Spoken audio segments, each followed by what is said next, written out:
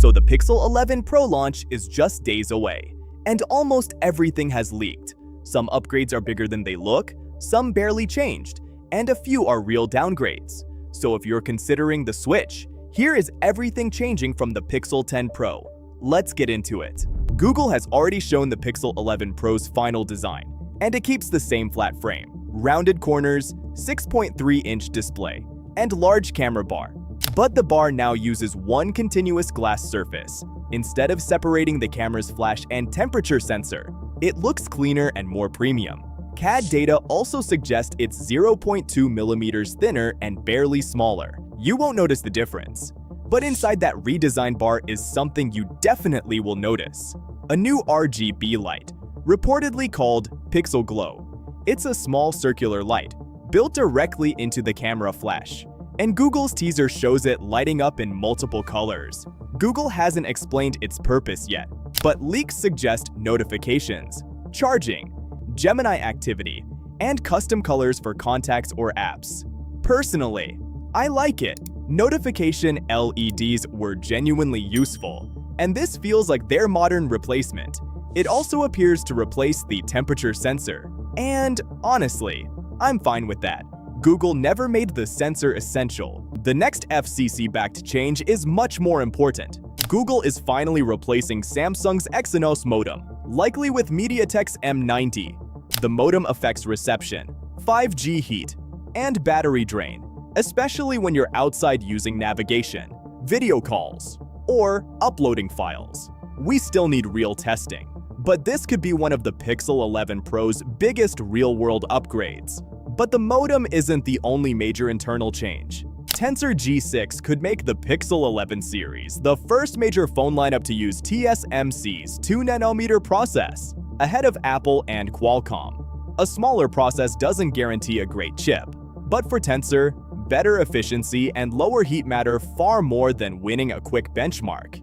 It also drops from 8 CPU cores to 7, but they're newer designs. So fewer cores doesn't necessarily mean less performance.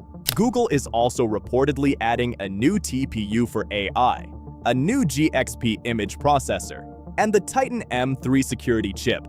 The GPU is less exciting. It should improve gaming, but the PowerVR architecture may still trail the latest Snapdragon and Apple chips. Tensor G6 looks like an efficiency upgrade first, not a gaming revolution. The display stays 6.3 inches with the same resolution and refresh rate.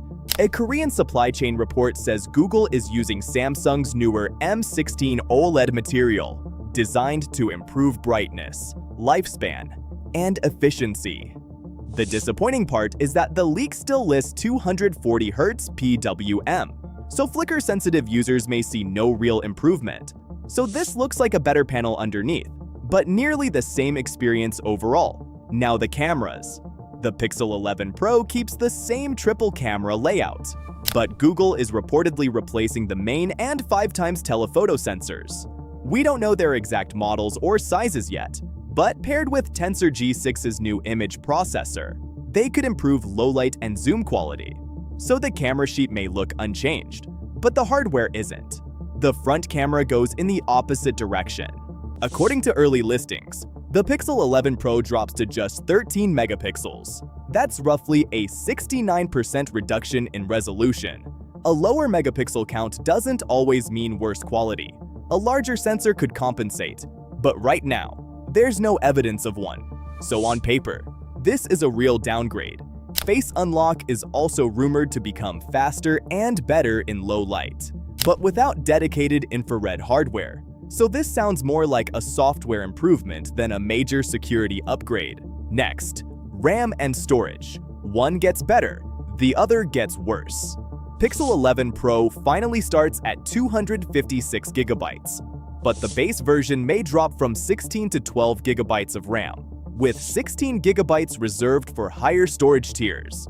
12 gigabytes is enough today, but cutting RAM by 25% on an AI-focused Pro phone is still a downgrade. Google blames rising memory costs and is optimizing Android to use less RAM. That explains the decision. It doesn't make it better. The entry price may rise by around $100 because the 128GB version is gone. so the price is basically unchanged. The difference is that the Pixel 11 Pro gives you 12 GB of RAM instead of 16. The battery is basically unchanged. The Pixel 11 Pro is listed at 4850 mAh, just 20 less than last year. Any real battery life gain will come from Tensor G6, the MediaTek modem, and the newer display. Charging also looks unchanged, while the rumored 45-watt wired upgrade still lacks a strong source. Google is also teasing Gemini Intelligence. But until we know what stays exclusive to Pixel 11 Pro, software isn't a real reason to switch yet.